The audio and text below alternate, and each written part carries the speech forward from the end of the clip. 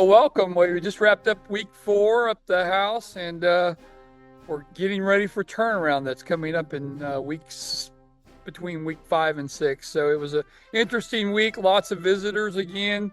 2 House chamber bills that passed out of the chamber, and the one was 2347. It was on car theft, making it a felony for anyone who steals a car over the value of that car being over $500.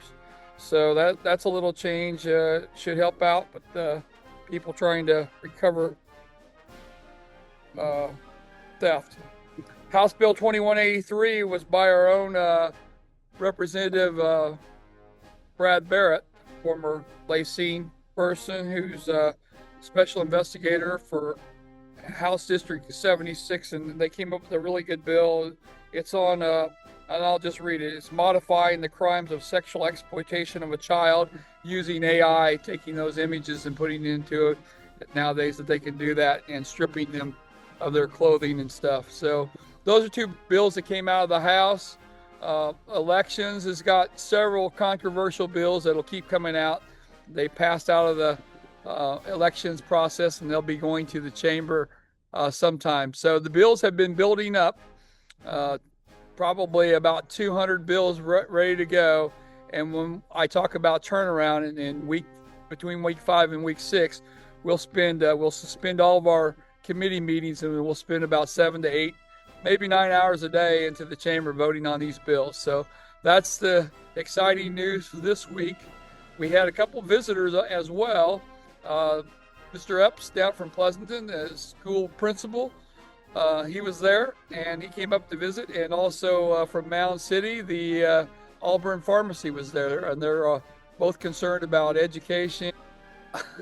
Auburn Pharmacies is concerned about the PBM bill that's coming up, changing the pharmacy regulations. So those are important things as well. There's lots of things coming, lots of interest. But I thought today I would tell you a little bit about if you're an older person, you remember Schoolhouse Rock and I'm Just a Bill and all those things that come up. But a lot of people don't really know how bills come to us. And so I decided to take just a minute to go over that. So if a person has a good idea or a bad idea and they want a bill, they can meet a legislator or they can meet a lobbyist and tell them their ideas. And they'll form it into some language. And we have many lawyers up there, they're revisers, and they'll create a bill for you. And it has to be introduced to a committee. And the committee chair has to be interested enough to have a hearing on that bill. And if you have a hearing on it and it passes out, it'll go to the chamber floor to get voted on and debated. If it passes out of the chamber, it'll go over to the Senate side and do the whole process again. And there are certain ways those can be avoided, but it usually goes to the chamber, to a hearing, comes back, gets voted on at the Senate bill, and then it gets decided if it's going to go into the governor's office for signature. And the governor has a choice.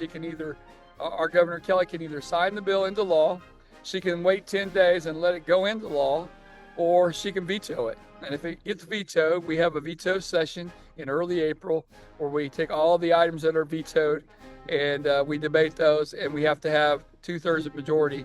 So we need 84 votes to override her veto. So that's kind of the process of how we have bills come into law. If you have an idea, you think something's unjust, or you want to change something, or you want something new added, just call one of the legislators, call me, call Senator Tyson or Senator Schallenberger, and we'll assist you in getting you to the right people. It's a long process. It takes a long time to get bills passed sometimes, and sometimes it takes multiple sessions. So I wish you all a good week. I'm outside today because a week and a half ago it was snow on the ground. So I hope you have a beautiful week, and we'll see you in week 5.